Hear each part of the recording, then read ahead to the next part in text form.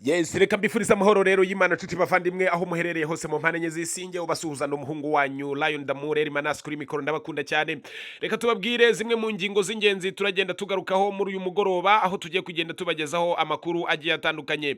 Umunyamakuru mumenyereye cyane mumenyereye cyane ku itangazamakuru cy'igihugu Rwanda Broadcasting Agency cyangwa se RBA yaje kuba asezera, ariko gusezera kwe biza kuba bisigara mu matwi y'abantu mu buryo bugiye butandukanye. Uwo nta wundi rero ni Gerard Mbabazi Gitori waje kuba yegura ku mirimo ye yarashinzwe ibiganiro yakoraga kuri Radio Rwanda ndetse no kuri televiziyo y'u Rwanda akagenda abihagarika. Mu yandi makuru rero y'imyidagaduro turaza kugenda tubagarukira kuri Ama-G The Black. Ama-G The Black ni umuhanzi mumenyereye cyane mu ndirimbo hano mu Rwanda za rap ndetse n'izindi zigiye zitandukanye, yaje kuba atangaza yuko yazanye gakondo mu miririmbire ye. Umuhanzi wo muri Nigeria witwa Joboy ategerejwe i Kigali kurangiza umushinga w'indirimbo yakoranye na Bruce Melody Munyakazi. Aho rero filime mwakunze cyane yitwa Seburikoko yari imaze umwaka ihagaritswe, ubu ngubu igiye gukomeza. Aho rero aho kuri Butera Knowless yaje kubavuga ati buri munsi ari kumwe n'umugabo we aba ari impano y'Imana, ariyo mpamvu yishimira mu by'ukuri uyu mugabo we bari kumwe, aho Knowless yaje kuba yuzuza imyaka 34 y'amavuko. DJ Brian agiye kuhera i Huye agaragaza mu by'ukuri ubuhanga n'ubumenyi yakuye mu ishuri ryo kuvangavanga imiziki. Miss Kalimpinga Queen yasuye umwana w'ingagi yise izina mu mwaka ushize, abungubu rwose akaba yamaze gusura uyu mwana w'ingagi. Umukecuru w'imyaka 80 hatanye muri Miss Universe muri Korea. Mu by'ukuri ibi nabyo bikaba ari ibintu bitangaje cyane biri kugenda bivugwa ku mbuga nkoranyambaga, turaza kugenda tubaramburira. Umuhanzi w'umunyamerika mwamenyereye cyane nka P Diddy yaje kuba rwose akurwa ku rutonde rw'imfungwa zigomba gucungirwa umutekano kugira ngo zitiyahura. Reka tuze gusoreza ahangaho n'ubundi mu Rwanda, aho umuhanzi Aline Gahongayire yigaramye. Mu by'ukuri ibiri kugenda bikomeza kumuvugwaho ahanini bigendanye n'uyu mwana w'umukobwa wavuze yuko yaba yaramufungishije igihe kigeze ku mwaka mu bijyanye nuko yaba ngo yaramwibye inote y'ibihumbi 100, ariko nyamara kuko uyu mwana w'umukobwa yarenganaga, hanyuma uyu Aline Gahongayire yanga kubyumva habe na gato. Nyuma rero y'akanya gatoya tubanze tumire ku mazi, hanyuma tuze tubaramburira aya makuru tubahaye mu mpinampine. Yes, murakoze cyane rero nshuti bavandimwe, reka tubibutse kubanza gukora subscribe, like, share na comment kugira ngo tujye tubana mu biganiro byacu bya buri munsi, ujye uwa mbere kukubona video tuba tugenda twapodatinga umunsi ku wundi.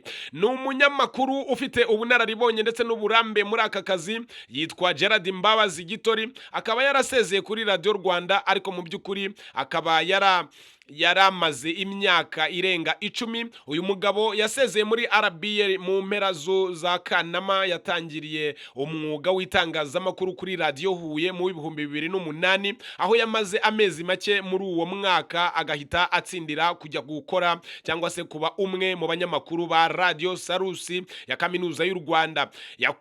Yavuye kuri iyo radio ya Sarusi muri 2011 ahita yerekeza mu itangazamakuru ryandika kugeza mu mpera za 2013 ubwo yerekezaga kuri KT Radio cyangwa se kuri radio y'ikinyamakuru cya Kigali Today KT Radio, aho yavuye mu 2014 yerekeza muri RBA. Uyu mugabo rero asezera kuri Radio Rwanda yaje mu by'ukuri kuba asiga induru cyangwa se urusaku mu matwi y'abantu, bitewe nuko abantu benshi babihuzaga nyine ngo n'urwango bari bafitanye na Isheja Sandrine waruje kuba umuyobozi mukuru wungirije, ndetse aho yaje kuba yungiririza umuyobozi mukuru wa radio ndetse na televiziyo y'u Rwanda cyangwa se umuyobozi mukuru wa Rwanda Broadcasting Agency uwo twita Balole Kelofase Pasteur.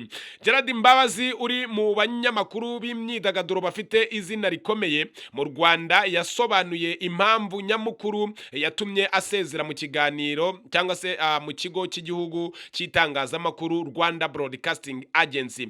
Yari amazemo imyaka imyaka igera ku 10 kuko yatangiye muri 2014 ku itariki ya mbere y'ukwa kane, hanyuma we ayatekerezaga ko azasezera ku itariki ya mbere y'ukwa kane 2024, ariko ntago byaje kumuhira kubera yuko kubera inshingano yari afite ndetse n'ibiganiro bamusabaga gukora atakomeje kubikora, ahubwo we yavuze ati mu kwa cyenda mu by'ukuri ngomba gusezera. Ibi rero ngo yarabyumvise yumva mu by'ukuri ibi by'urwango rwe na Isheja Sandrine ngo mu by'ukuri yumva biramubabaje cyane. Uyu mugabo asobanura yuko uru rwango rwe na Isheja Sandrine rwose ngo nta kintu bapfa, atari na mubi na gatoya ku buryo ngo yageza kuri urwo rwego. Uyu mugabo wageze muri Rwanda Broadcasting Agency muri 2014 ubwo yari amaze gusezera, havuzwe byinshi ku mbuga nkoranyambaga bitari ukuri. Ibi bikaba ari bimwe mu byatumye afata umwanya wo gutanga ukuri cyangwa se ikiganiro, agafata umwanya agakora ikiganiro gitanga ukuri. Gerard Mbabazi ubwo yari ari mu kiganiro Ali Sudi Oneya yavuze ko gusezera kwe ntaho bihuriye n'ubuyobozi bushya, ahubwo yabonaga atari kuzuza neza inshingano z'akazi bitewe n'uko zari zimaze kwiyongera zibaye nyinshi, akabona guhuza ibiganiro bye byo kuri YouTube n'ibya televiziyo Rwanda bidahura kandi bimunaniza cyane, ahitamo kumesa kamwe hanyuma ndetse no gutanga umwanya ku bandi. Ati abantu benshi bari babizi ko nzasezera mu kwezi kwa Mata cyangwa se mu kwezi kwa kane 2024, gusa ntibyakunze mpitamo kubishyira muri Nzeri cyangwa se mu kwezi kwa cyenda. Hari ikiganiro nari mfite cyitwa Zoom In kuri televiziyo y'u Rwanda, nari naragihagaritse kubera ko nari mfite ishene cyangwa se sheni ya YouTube channel ya YouTube channel nkoraraho ikiganiro cyitwa Inkuru Yanjye, kandi byose mu by'ukuri bikoresha amashusho, nkabona kubihuza rero n'ibiganiro natangaga kuri televiziyo Rwanda biri kunanira. Rimwe na rimwe hari ibintu najyaga gushyira kuri YouTube nkabona biri kungora, noneho rero najya no kubishyira kuri televiziyo mu kiganiro cya Zoom In nkabona biri kungora. Ubwo rero niyo mpamvu nahisemo kumesa kamwe kugira ngo nazajya mbivanga, kandi mu by'ukuri byarananizaga cyane. Naravuze nti rero ibi bintu bishobora kuzankoraho cyangwa se bikaba byatuma ntuzuza inshingano, reka aho kugira ngo nzarebwe ijisho ribi aho nahoze nshimwa. Ndetse iki kiganiro cya Zoom In tubibutse yuko ubwo Radio Rwanda cyangwa se RBA Rwanda Broadcasting Agency n'abashakashatsi bari baturutse i Amsterdam baje gukora ubushakashatsi, iki kiganiro cya Zoom In cyaje mu biganiro byose kiba aricyo kiganiro kibi cya mbere cyabaye ikiganiro gikunzwe cyane. Ari nayo mpamvu uyu mugabo yamaze kubona yuko biteye ubwoba, akavuga ati iki kiganiro nintagihagarika ibi bintu bizangora cyane, hanyuma noneho nintatangira gutanga umusaruro nk'uwo nsabwa bizankomera. Gerard Mbabazi rero yasabye abantu kudahuza gusezera kwe no kuza kwa Isheja Sandrine muri Rwanda Broadcasting Agency nk'umuyobozi mukuru wungirije, kuko ntaho bihuriye, kuko yarasanganwe iyi gahunda kuva muri Rwanda Broadcasting Agency muri Mata 2024. Yakomeje agira ati umva ba Michel bari babizi ko ngomba gusezera kugenda kuri iriya tariki, bari bazi ko rwose ntazahembwa ukwezi kwa cyenda, none nkibaza nahunga Sandrine mu ruhe rwego? Ntabwo ndi umuntu mubi kuri urwo rwego. Gerard Mbabazi yavuze ko ubuyobozi bwa Rwanda Broadcasting Agency bwari bwaramusabye gutegura ikindi kiganiro kitazabangamira gahunda ze zo kuri YouTube, ndetse akategura icyo kiganiro kugira ngo asibe cyangwa akuremo icyo cyuho. Ariko noneho kubera yuko uyu mugabo rwose yakomeje kugenda yanga kuba yicaye muri RBA cyangwa se muri Rwanda Broadcasting Agency atari gutanga umusaruro ukwiriye, agomba kuhava noneho agahereza umwanya abandi. Uyu mugabo yasezeye muri Rwanda Broadcasting Agency mu mpera ya Kanama. Yatangiye uyu mwuga nk'uko rero nabibabwiye, atangire mu maradiyo y'abaturage nk'izo za Huye, ajya muri Sarusi, mu Mwumva muri Kettle Radio, ajya mu binyamakuru bigenda byandika. Nyuma rero 2014 mu Mbabarire nibwo yaje kuba aza muri Rwanda Broadcasting Agency. Reka rero aya makuru yacu dukomeze nkomeze kuyakomereza mu biri kugenda bivugwa mu bitangazamakuru bigiye bitandukanye, ndetse byaje kugenda mu by'ukuri bikomeza kugorana gusobanukirwa. Abantu ntabwo bari kugenda bumva impamvu uyu muhanzikazi Aline Gahongayire yigaramye iby'umukobwa wavuze ko yamufungishije igihe kigeze ku mwaka bitewe n'amafaranga 100,000. Aline Gahongayire uri kwitegura igitaramo ateganya gukora mu Bubiligi ku itariki 5 Ukwakira 2024, yigaramye iby'umukobwa umushinja kuba yaramufungishije igihe kingana n'umwaka kubera 100,000 byonyine. Uyu muhanzikazi uri mu Bubiligi aho yitegura gukorera igitaramo, ubwo yagiranaga ikiganiro na B&B FM, yavuze ko atifuza kugaruka ku makuru y'umukobwa uherutse kuvuga ko yamufungishije umwaka wose amushinja kwiba 100,000, cyane ko atigeze ayakurikira. Rero mu by'ukuri ati nge sinjya ndeba photoshoot ya Satani kuko iteka mpora ndeba photoshoot y'abamarayika. Rero kenshi ndeba ibitandeba ntabwo mbireba. Umukobwa umbwira ntawe nzi, ibyo bintu by'imbuga nkoranyambaga ntabyo nzi pe. Aline Gahongayire yahise asaba umunyamakuru kumubaza ibijyanye n'igitaramo afite mu minsi iri imbere, aho kumubaza iby'umukobwa atigeze akurikira ibye.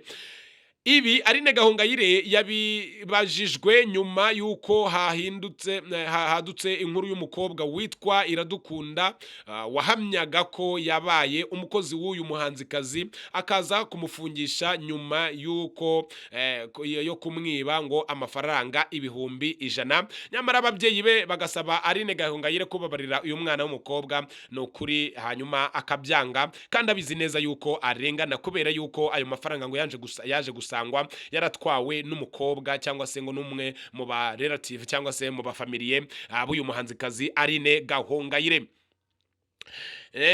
Ni inkuru itavugwaho rumwe, kuko hari undi mukozi wa Aline Gahongayire wahise yaduka avuga ko Iradukunda yatawe muri yombi nyuma yo gufatanwa amafaranga arenga 1,000 cy'amadolari y'Amerika. Ibyo byose bibaye mu gihe Aline Gahongayire ageze kure imyiteguro y'igitaramo azakorera ahangaha mu Bubiligi ku itariki 5 Ukwakira 2024. Niyo mpamvu rero abantu badakwiye kujya nyine bakomeza kuvuga ibintu wenda batabihagazeho. Izi nkuru turakomeza kugenda tuzibatohoreza kubera yuko ni bimwe mu bintu biri kugenda biteza saga, cyane cyane muri bino bihe uyu mubyeyi cyangwa se uyu muhanzikazi ari mu gutegura igitaramo cye rwose ihangaha Iberire cyangwa se mu Bubiligi ku itariki 5 z'ukwezi Ukwakira. Reka rero tubabwire yuko filime Seburikoko yari imaze umwaka ihagaritswe igiye gusubukurwa. Iyi ni inkuru nziza ku bakunda filime nyarwanda, ndetse iyi filime rwose ikaba yarakomeje igaragaramo abakinnyi b'ibyamamare ndetse n'ibihangange ahangaha muri sinema nyarwanda, barimo Seburikoko ariwe Gracier, hakazamo Intare y'Ingore ariwe Esperantia, hakazamo ndetse n'abandi bagiye batandukanye b'ibyamamare cyane ahangaha muri filime nyarwanda. Nyuma y'umwaka ihagaritswe, abakunzi ba filime Seburikoko yabiciye bigacika mu myaka ishize bongeye gushyirwa igorora, dore ko igiye kongera gukorwa ku buryo ibice bishya byayo bizatangira kujya hanze vuba. Neri Wilson Misago usanzwe ari umuyobozi wa Zacu Entertainment yabwiye Igihe ko iyi filime izatangira gufatirwa amashusho mu minsi iri imbere. Ati nyuma y'igihe tuyihagaritse cyane ko itari gitambuka kuri televiziyo y'u Rwanda, abakunzi bayo bakomeje kugaragaza inyota yayo, badusaba ko tugomba kuyigarura, ndetse bigatuma tubitekerezaho, ari nayo mpamvu igiye kugaruka, ariko noneho itambuka kuri Zacu TV. Seburikoko iri muri filime zakunzwe n'abatari bake, yatangiye gutambuka kuri televiziyo y'u Rwanda mu 2015, ihagarikwa muri 2023, imaze imyaka igera ku 8, ubwo yari imaze gukorwaho ibice bigera kuri 33 na episode zirenga 460. ni filime yubatse izina kuko yazamukiyemo amazina y'abakinnyi nka Niyitegeka Graciane wamamaye nka Seburikoko wanitiriwe iyi filime, Mugisha Emmanuel, Clapton Kibonke, Antoinette Uwamahoro Sipelansia,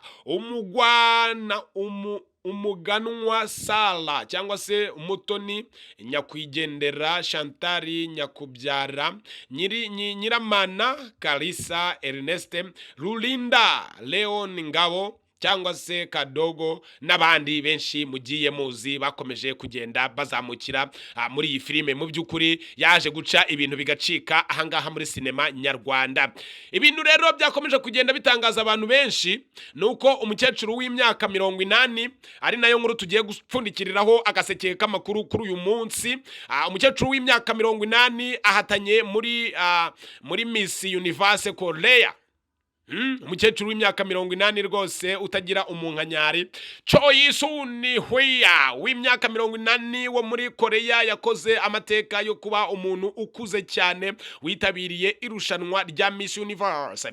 Uyu mukecuru mu ntangiriro z'uku kwezi nibwo yashyizwe mu bahatanye muri Miss Universe Korea. Uyu mwaka nibwo rero iri rushanwa rizakomeza kugenda nyine rigaragaza udushya. Uyu mubyeyi ahatanye n'abandi bantu 31 bazavamo uzahagararira igihugu cye muri Miss Universe uyu mwaka izabera muri Mexique mu Gushyingo. Yabwiye CNN na Damuru TV show ko yinjiye muri iri rushanwa ashaka kwerekana ko umuntu nubwo yaba ari mu zabukuru yagira ubuzima buzira umuze. Ati nashakaga kwerekana ndetse no kwereka isi yose uko umuntu w'imyaka 80 yaba afite ubuzima buzira umuze. Bakibaza bati ni gute yabubungabunga cyangwa se ni gute yabubungabunze umubiri we, niyihe ndyo afata. Rero nashakaga kwerekana ko dushobora kubaho mu buzima buzira umuze niyo twaba dushaje. Uyu mukecuru avuga ko uyu mwaka yahisemo kwitabira ngo agerageze amahirwe ye nyuma yaho nta myaka ntarengwa ikigenderwaho kubitabira iri rushanwa. Ibintu bikomeje kugenda bitangaza abantu benshi cyane rero nkuko mubireba ku mafoto. Uyu mukecuru rwose akaba anatambuka yibonekeza nk'udukumi, unareba yuko rwose ashagawe n'utwana tukiri dutoso. Reka rero tubabwire yuko mu makuru y'imyidagaduro twe twabateguriye uyu munsi, umuhanzi Joe Boy agiye kuba ari mu Rwanda mu gahe gatoya, aho agiye kuza gusoza indirimbo ye yakoranye na Kinyusi Melody cyangwa se Munyakazi Mr. Toho. Maji the Black nawe rero akaba yavuze yuko yazanye umwihariko wo kuba agiye kujya aririmba gakondo muri izi njyana ze aririmba z'imiziki. Umuraperi Hakizimana Amani wamamaye nka Maji the Black yatangije ko mu by'ukuri agiye gushyira mu gakondo mu njyana ya hip hop itavangiye. Uyu muhanzi yabitangaje ubwo yashyiraga hanze indirimbo nshya yise Iminsi yakurikiwemo na Nyirinkindi. Ni indirimbo yakozwe mu buryo bw'amajwi na producer Move, mu gihe Maji the Black na Ngabo Leo wamamaye nka Njuga bafatanya mu kuyobora ifatwa ry'amashusho yayo. Reka rero tubabwire gukomeza gukora subscribe, like, share na comment, ubundi uje uba uwa mbere mu babona amavideo tugenda twapodatinga umunsi ku wundi. Reka mbabwire yuko njyewe ndi umuhungu wanyu Lion Ndamureri Manas kuri mikoro. Ndabakunda cyane, Imana ikomeze kubashyigikira, ibahe impagarike n'ubugingo. Ciao aslamanyana, we love you enough. Imana ibaha amafaranga ibarinde amadene.